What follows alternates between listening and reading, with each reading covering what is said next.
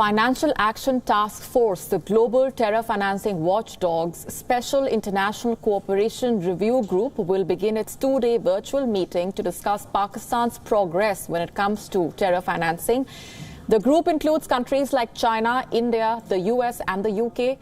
It will be submitting a report ahead of the FATF's plenary meeting on the 21st of October. This body reports to FATF's Asia-Pacific Group, which had already downgraded Pakistan's status to the enhanced follow-up category from a regular follow-up category, which means that Islamabad will have to send monthly compliance reports to the FATF. Recently, the Asia-Pacific Group found Pakistan to be partially compliant on 25 of 40 recommendations, non-compliant on 4, largely compliant on 9 parameters, and fully compliant only on 1 recommendation. Pakistan is currently on the FATF grey list. It's now facing the risk of being blacklisted. Joining us live on the broadcast this minute are our correspondents, our Pakistan Bureau Chief Anas Malik joining us from Islamabad, and our principal diplomatic correspondent Siddhant Sibal joining us from New Delhi. First to you, Anas, what's Pakistan's strategy looking like? It has already faced action from the FATF. Things are not looking good, and if indeed the country is blacklisted, the Pakistani economy will face the brunt.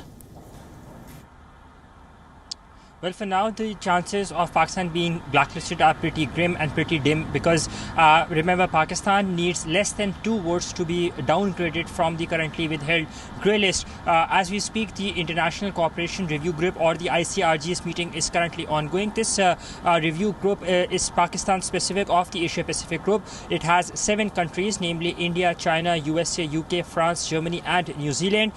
This group is tasked to overlook Pakistan's progress on the 27-pointer action plan that it was given in June 2018 and it had to comply with. Now, the Asia-Pacific Group's virtual meeting was held from 15 to 17 of September last month, and on that, the Pakistani Foreign Minister has informed that Pakistan was found compliant of 21 of the action plan pointers out of the 27, and on the 6 that are remaining, 150 questionnaire was sent by the APG, and that is to be taken up by the ICRG. As we speak, it is being taken up.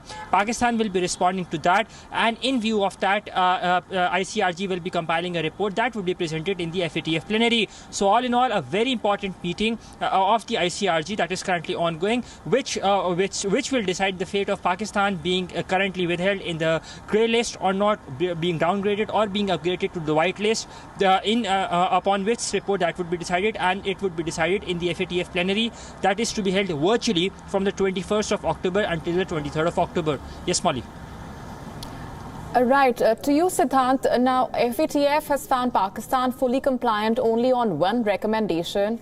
A lot of questions have been raised over the lack of stern action coming in from the FATF, given the kind of support that Pakistan enjoys from its quote-unquote friends who have been by its side in spite of its inaction when it comes to clamping down on terror financing on its soil, and the cosmetic measures that it undertakes every time the FATF meeting is on the horizon. Well, yes, Pakistan's so-called friend will be trying to defend Islamabad at the meeting that will take place next week, the FATF meeting, and the meeting which is underway as well. Both, of course, are virtual meeting. But the big thing is that Pakistan will and is expected to remain on the grey list. The jury is still out that whether it will be put on the blacklist or not. But one must understand that there will be, of course, focus on whether the Pakistani government has fulfilled the commitments it had made to the Paris-based body. Pakistan has been saying that it is fulfilling the commitments. In fact, the Pakistani Prime Minister has been talking about how his government has been able to pass crucial FATF bills in the parliament.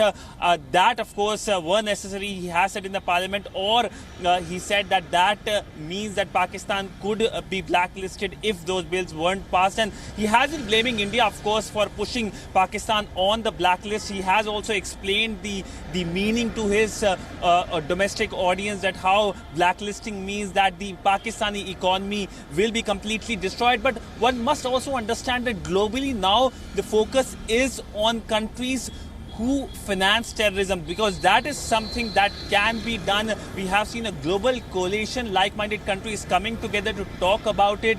India, of course, has been taking a lead on that. We obviously will have to wait for next few days or weeks to find out that whether Pakistan will be listed on the blacklist. But one thing is for sure, the heat is on Pakistan, especially the Pakistani government, the Pakistani Prime Minister Imran Khan, and it looks like it won't be an easy way out. All right, thanks very much, Anas and Siddhant, for joining us with those updates and perspectives. We'll, of course, keep a close eye on the leaders coming in from the FATF meeting.